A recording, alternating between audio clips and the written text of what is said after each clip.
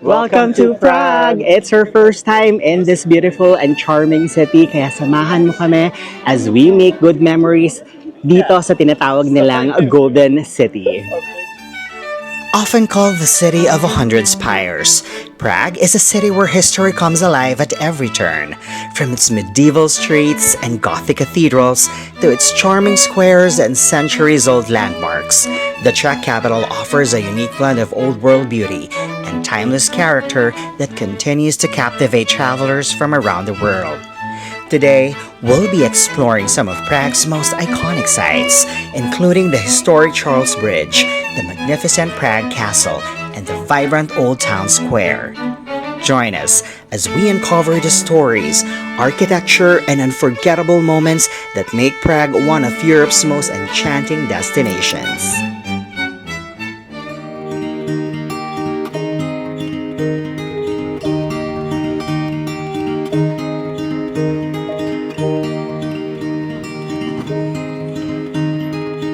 Hey guys! Welcome back to the channel. Oh my goodness, it's been a while. I can't remember the last time I held my vlog cam. But today, after months of preparation, Schengen visa application, and counting the days, we are finally boarding. Papunta tayo ng Europe today, May 23, Saturday. I can't wait. I am so excited. It's my birthday month. First time namin pupuntahan tong apat na countries na to. So this vlog is all about visiting new places, eating good food, visiting touristy places kasi hindi pa kami nakakarating dito sa mga lugar na pupuntahan natin. And of course, making memories in Europe one day at a time. Nako, I can't wait na ma-share sa inyo itong experience at journey namin. Kaya kung may time ka, hopefully, you can join us for this adventure.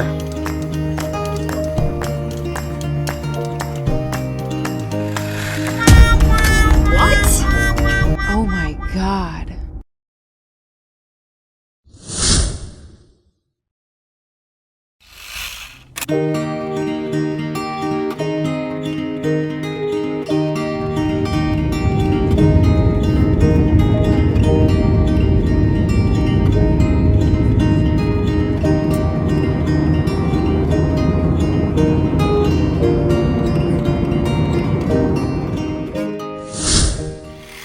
Quick update.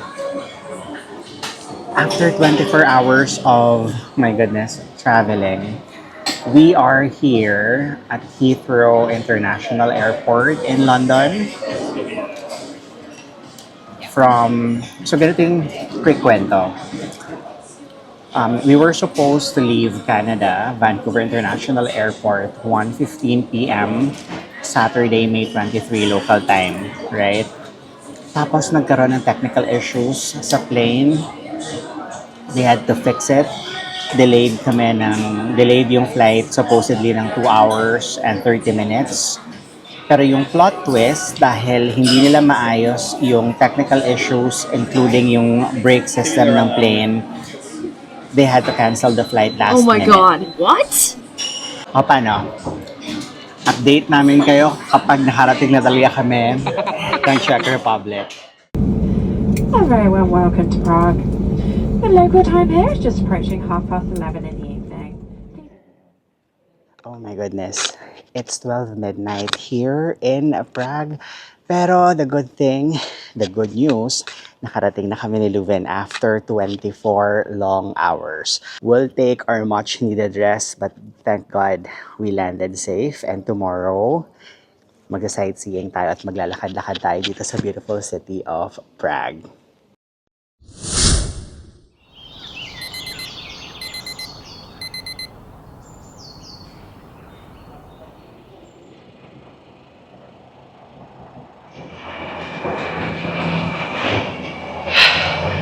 So tapos na tayong mag-breakfast. Our walking galore starts now. Ang busy ng streets ng city center ng Prague. Overall, happy naman kami ni Leuven dun sa breakfast namin. To jumpstart our day, important meal talaga yon. Saan tayo papunta? Punta tayo ng Old Town Square.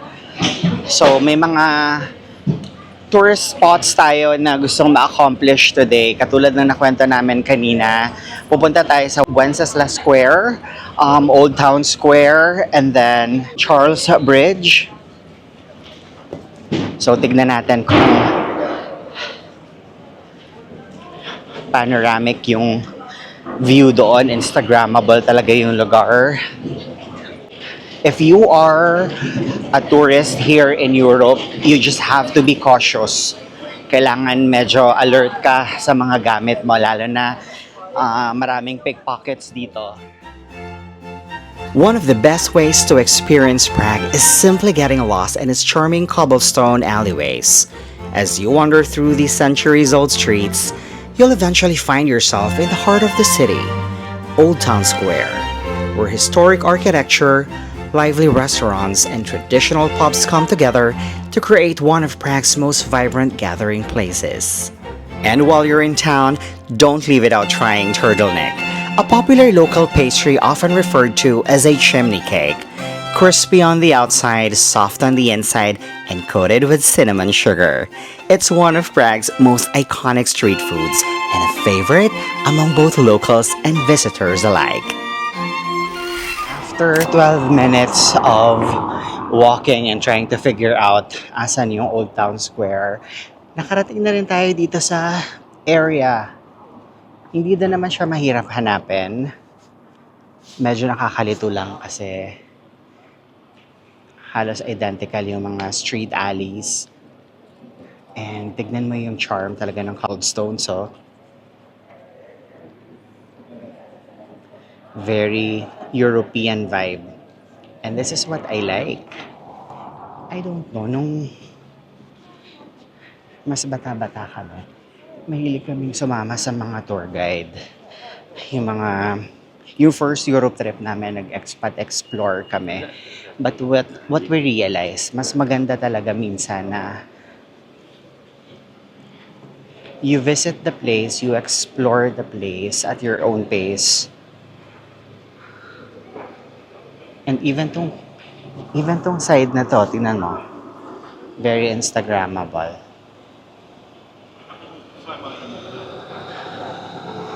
So this is Old Town Square. Ano bang weather today? 17 degrees? Or no? 17 to 27. Okay. Lowest 17 degrees Celsius. Tapos aabot tayo ng 27 Around 3 o'clock. around 3 o'clock in the afternoon. Nako.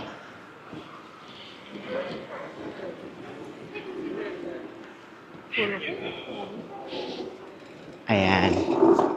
Ito yung... Siyempre parang may city center din yung Old Town Square, diba? Ito yon. Yan, itong dulo na yan. Anong early impressions mo ng Prague? Is it beautiful as they say it is? It is. It is beautiful. Bakit ganun ang mga cities sa Europe, no? Parang ayaw nilang magpaiwan din kahit papano. Even yung mga architecture nila, magaganda talaga. Hindi siya half-baked. Talagang, kung merong statue, Correct. it's nicely done talaga. Imagine mo kung naka-stiletto ka dito. Oh my goodness.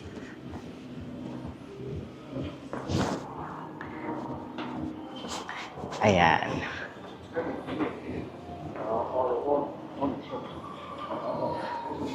Ang dami ding mga souvenir shops.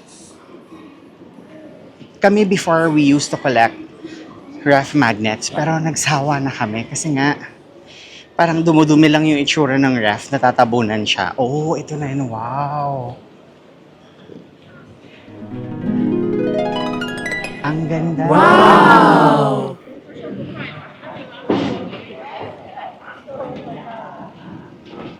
Okay. Para siyang ano...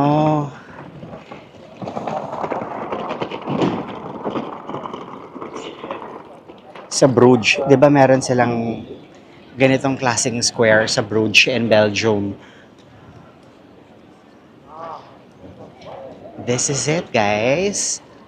Ito yung Old Town Square nila. It's 10 in the morning. Very touristy talaga yung place na to.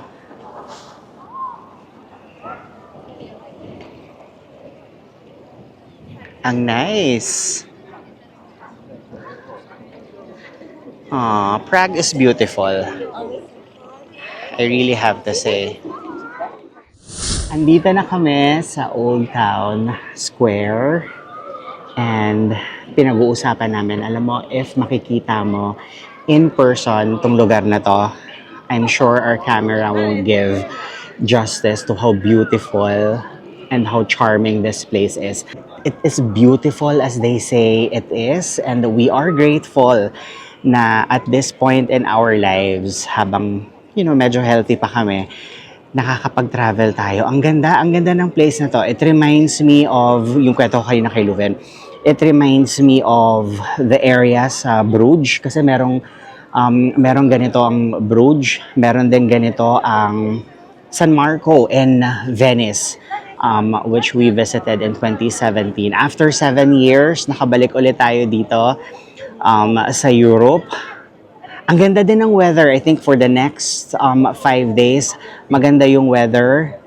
Feeling Canadian kami kasi init na init kami.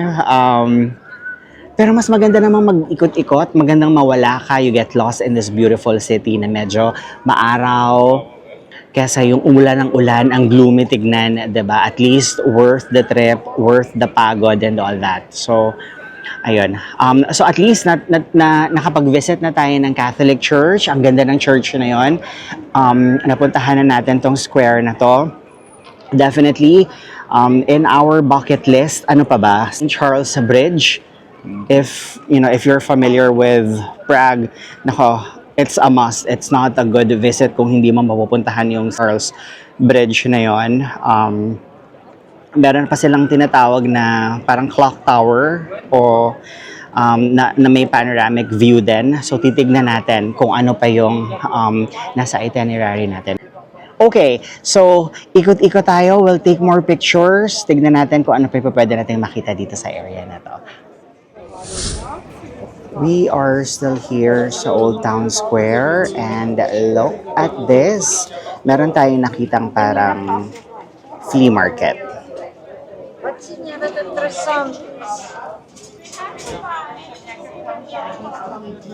So if you are looking for souvenirs, magnets, mugs, ito, ang dami dito. I don't know if mura siya or hindi. To be honest, I have no idea. Pero sana makakita ako ng luggage sticker na may Prague kasi yun yung kinokollect ko. One of the things I love most about Prague is that the journey often feels just as rewarding as the destination. As we make our way to Charles Bridge, these charming cobblestone alleyways invite you to slow down and simply take it all in. Around every corner, you'll find centuries-old buildings, cozy cafes, traditional Czech pubs, souvenir shops, artisan boutiques, and bakeries filling the air with sweet aroma of freshly baked tradelnik. For first-time visitors, this is a perfect place to sample local treats, browse handcrafted Czech souvenirs, or simply grab a coffee and soak in the atmosphere. What makes these streets even more special is knowing that many of them have remained largely unchanged for centuries, offering a glimpse into what medieval Europe once looked like. Every alley seems to tell a story, and every turn reveals something worth stopping for. I-try natin yung Prague sausage later. Tignan natin kung masarap din siya. Kasi ito, for 160 krono or 7 euro. And if it's your first time in Prague like me, I suggest you don't rush this walk. You know, some of the best memories are not found at the landmarks themselves, but in the little discoveries you make along the way. Standing here on Charles Bridge, it's easy to fathom why this is one of the most visited landmarks in Prague. Its construction began in 1357 under the orders of King Charles IV, who envisioned a permanent crossing that would connect Prague's old town with Prague Castle. Beneath us flows the Vltava River, the longest river in Czech Republic and the waterway that helped shape the city's growth and prosperity for centuries. Another feature that makes the Charles Bridge so distinctive is a collection of 30 statues and sculptural groups that line both sides of the bridge. Most of the statues were added between the 17th and 18th centuries and were inspired by Baroque art, a style known for its dramatic details, movement, and emotion. In fact, many depict saints and religious figures who played important roles in Czech history and faith. Fun fact: the bridge has also appeared in numerous films, documentaries, and travel programs, making it one of the most recognizable symbols of Prague worldwide. Today, visitors come not only for the history, but also for the breathtaking views of Prague Castle, the Old Town skyline, and the Vltava River below. And as we stand here taking it all in, it's incredible to think that for nearly 7 centuries, merchants, kings, travelers, and dreamers like us have crossed this very same path.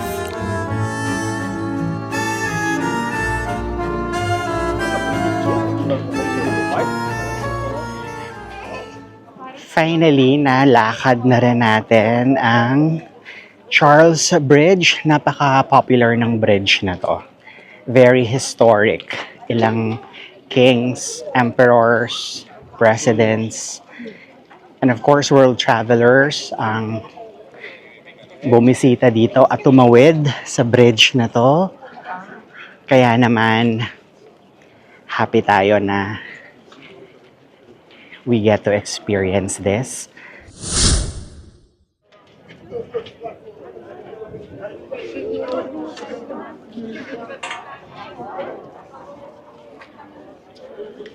Napaka-popular ng statue na to along Charles Bridge. This is St. John of Nepomuk. People believe na if you are visiting Prague for the first time and you touch this one, it will bring you good luck and it will bring you back to this beautiful city. Kaya naman, hinahawakan natin siya para makabalik ulit tayo dito sa Prague. That's a fun fact for you. Okay, we are going back to Old Town. Tignan mo yung people traffic. Ang daming tao talaga. Oh my goodness.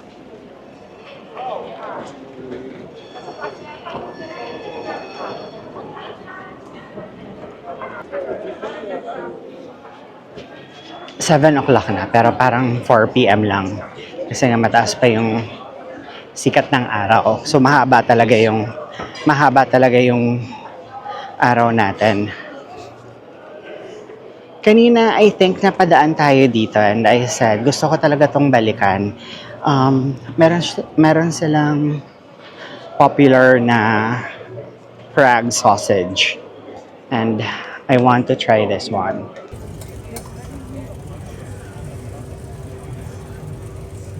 Ito yung, ano ba to? Original Prague sausage na binili natin kanina. So tignan natin kung masarap yung sausage niya.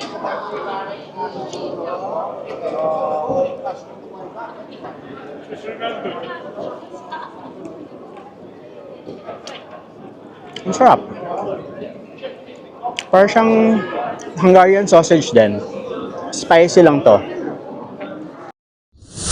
I love Prague. Ang nice naman ng souvenir store na to. Merong Pandora shop. Okay, so ito yung destination natin now, Wenceslas Square. Pero bago tayo pumunta dyan, pasok tayo ng Pandora. Tignan natin anong meron sila dito na po pwede nating maging remembrance.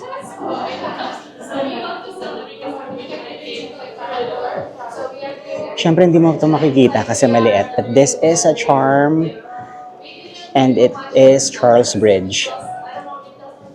Maganda itong remembrance because you can bring this anywhere you go. Especially if you are a collector like me.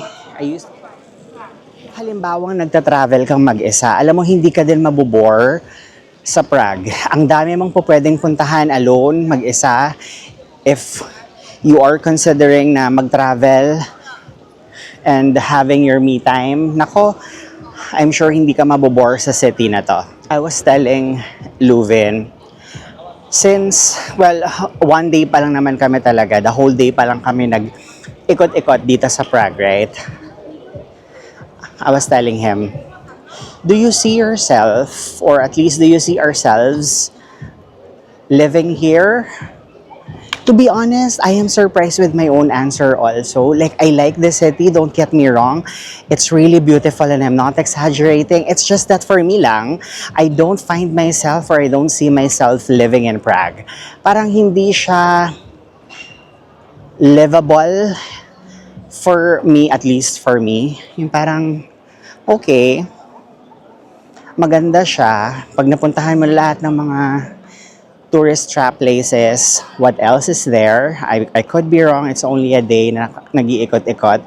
Pero hindi katulad ng pagpunta ko ng Vancouver, pagpunta namin ng Vancouver or ng New York, sabi ko kay Luvin, at least I see ourselves living here, like making a life and building a life here.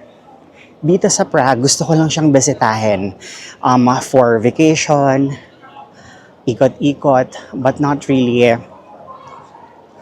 live here. Do you get what I mean? Do you get my drift? May ganun ka bang feeling or may ganun ka bang experience minsan na even if you have visited a beautiful place, hindi mo lang talaga nakikita yung sarili mo, natitira ka doon sa city na yon.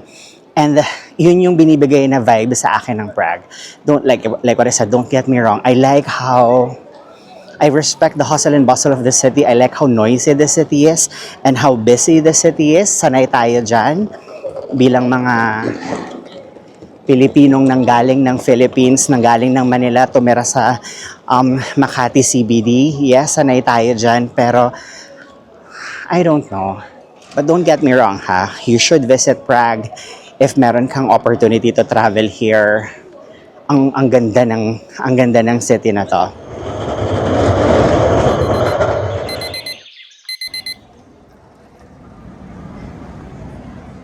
Good morning. Today is day 2 natin dito sa Prague. From our hotel, we are just crossing kasi ando doon yung main train station dito sa Prague. Alam mo, yan din na nagustuhan ko dito sa hotel na binook namin. I saw this recommendation from a YouTube vlogger na pumunta din dito sa Prague. And ang maganda, right across the hotel is yung main train station. Tomorrow, we are going to Budapest in Hungary. So magte-train lang tayo. It will take us about 6 hours and 50 minutes. So hopefully makakuha tayo ng maagang alis para by noon time, andun na tayo sa Budapest. The Praha main station. Ang nice ng train station niya, no? I don't know where to get the tickets but we'll figure it out. Hopefully maswerte tayo today at makakuha tayo ng maayos na ticket. Yung ticket natin is 1,743. For 2 na pala yun, based on our itinerary tomorrow. 5:37 talaga yung alis natin and yun talaga yung plan namin to get the earliest departure. Kasi ang dating pa natin ng Budapest tomorrow will be late afternoon.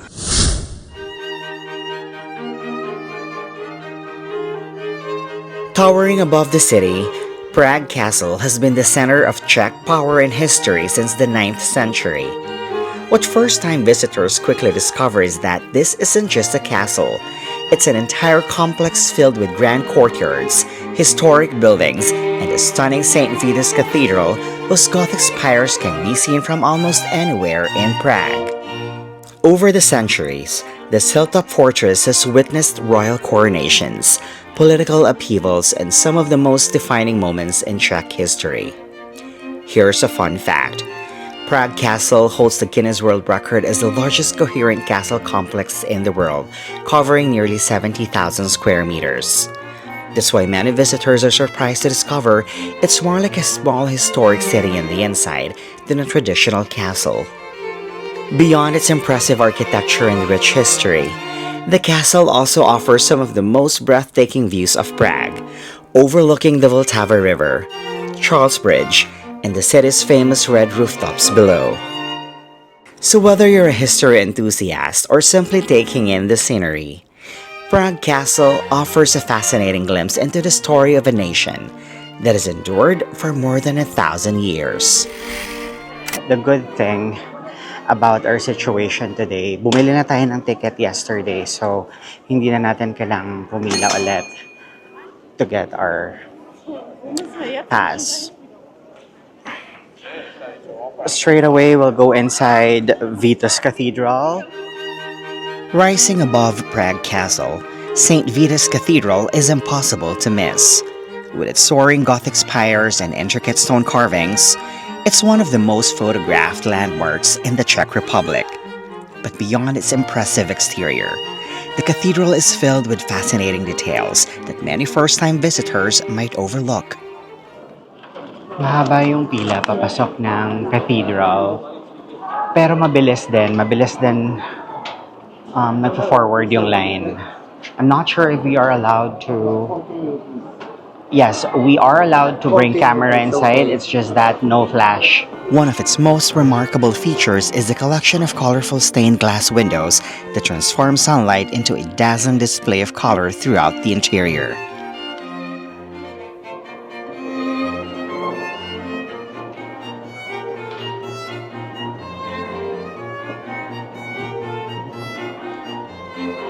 The cathedral is also home to the Chapel of St. Wenceslas, the patron saint of the Czech Republic, and it houses the tombs of kings, queens, and saints who helped shape the nation's history.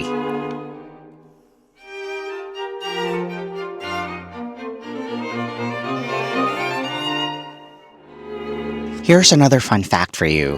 If you look closely at the cathedral, you'll notice that parts of the building appear slightly different in style. That's because construction spanned nearly 6 centuries, making St. Vitus Cathedral a living timeline of architectural evolution.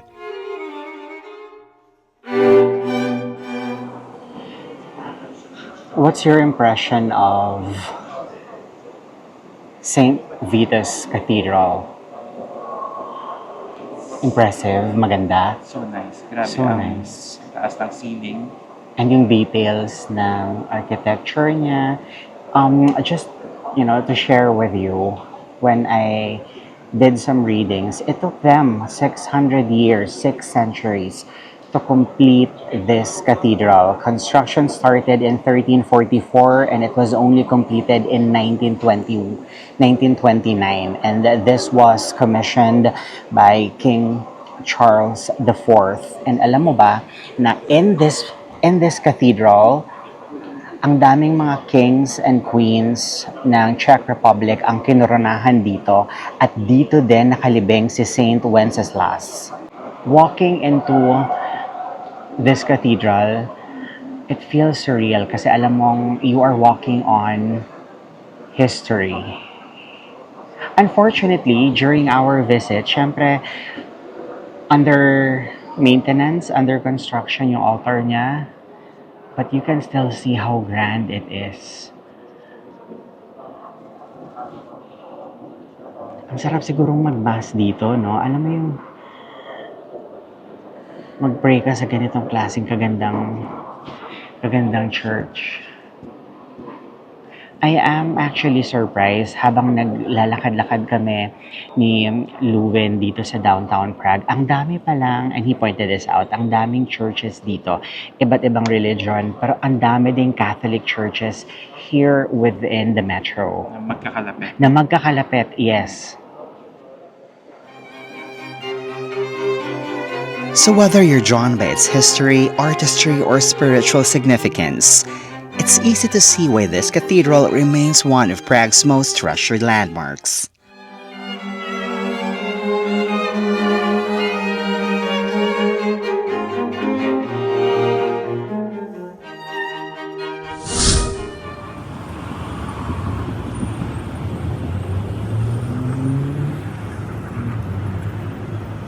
nandito tayo sa area ng Dancing House as they call it. They actually named this Fred and Ginger.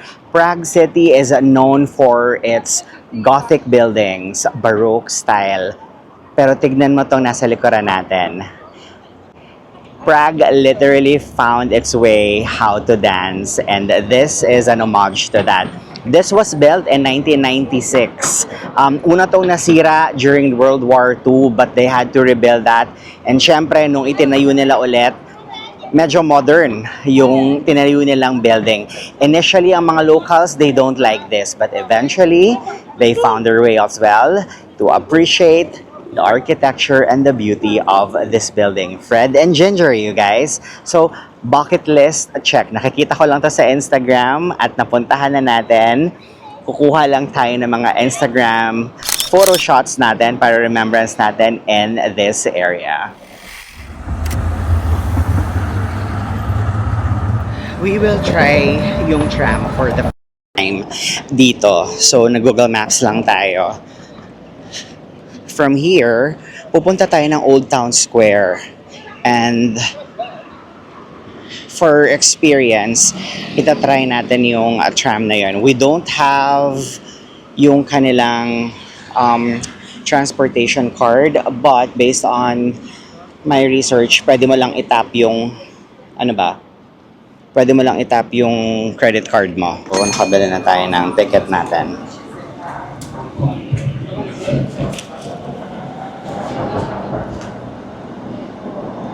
So, the price of yung ticket nila is 39 krono. Pero at least, diba, na-try natin mag-tram.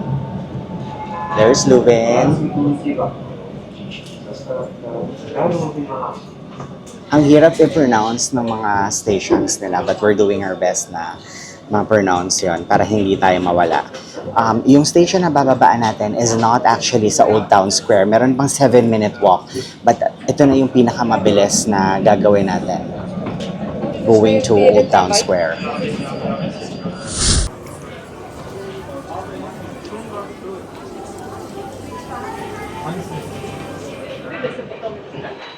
Pwede.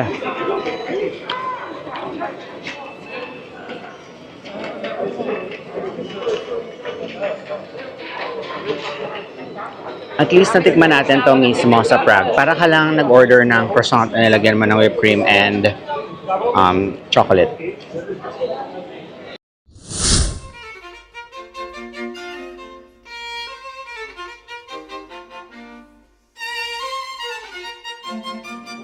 Our visit to Prague won't be complete without trying their local beer. Kaya itatry natin to kung masarap. This is light beer lang.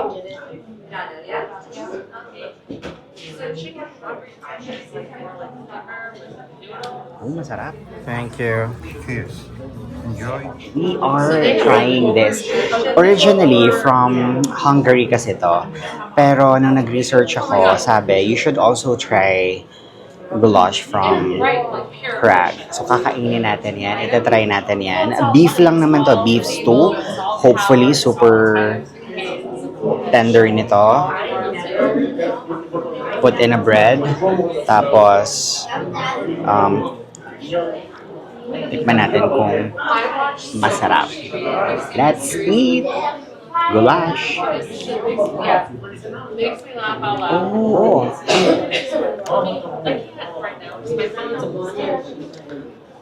Para lang na siyang Pinoy kaldereta, promise. Why not? Did you see that? And that's our Prague adventure, you guys. We really had fun in this magical city at sana na-enjoy mo itong episode namin here in Prague, Czech Republic. If you have been watching this video from start until the end, thanks so much. We appreciate your time. That means a lot. This has been Tony. I hope to see you on the next one. Our journey to Prague didn't begin perfectly. A flight delay and last-minute rebooking tested our patience, but in the end, it became just another chapter in the adventure. As the sun slowly sets over the Vltava River and the golden light fades behind Prague's timeless skyline, we are reminded of how beautiful this journey has been. Beyond the castles, cathedrals, and cobblestone streets, Prague revealed something far more meaningful. A deep appreciation for history, culture, and heritage that continue to shape this remarkable city. This trip leaves us with grateful hearts and memories we'll carry for years to come. In a world where tomorrow is never promised, moments like these remind us to slow down, embrace the present, and experience life with wonder, curiosity, and gratitude. For now, we say goodbye to this fairy tale city, thankful for every story, every lesson, and every unforgettable view along the way. And while our time here in Prague may have come to an end, we can only hope that life will one day lead us back to these enchanting streets. Until then, we'll continue exploring, creating memories, and celebrating the beauty of this world, one journey at a time. Dziękuję, Prague.